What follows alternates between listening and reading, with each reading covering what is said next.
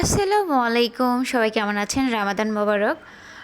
আমি ইফতারির রেসিপি দেই না বলে অনেকে বলতেছে যে আমি ইফতারি বানাইতে পারি না, তাই রেসিপি দেই না। আসলে তা না, ইফতারির কোনো ভিডিও আমি দিতে চাচ্ছিলাম না।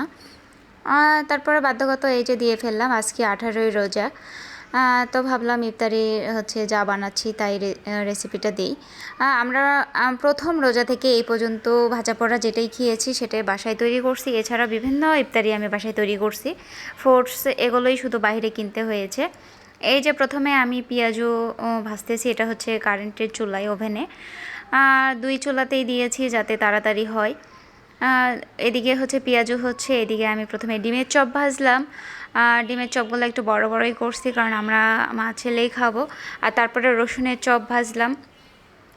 এরপরে বেগুনি, ফুলকো ফুলকো বেগুনি ভাজতেছি। দেখেন গাইস, এত সুন্দর ফুলতেছে। এক সময় কিন্তু বেগুনি আমি ভাজতে পারতাম না, অনেক ট্রাই করার পরে এখন এত সুন্দর ফুলকো বেগুনি আমি ভাজতে পারি। এই যে একে একে সব ধরনের ইফতারি হচ্ছে। সবাই আমার ছেলের জন্য দোয়া করবেন, আল্লাহ দিলে ও 18টা রোজাই করলো। ওর নিয়ত সবগুলোই করবে।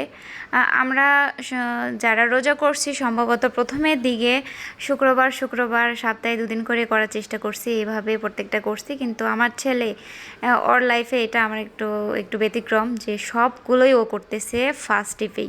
যাই হোক, এই যে চিকেন ফ্রাই আমার ছেলের অনেক পছন্দ, ওর জন্য এগুলো চিকেন ফ্রাই করতেছি।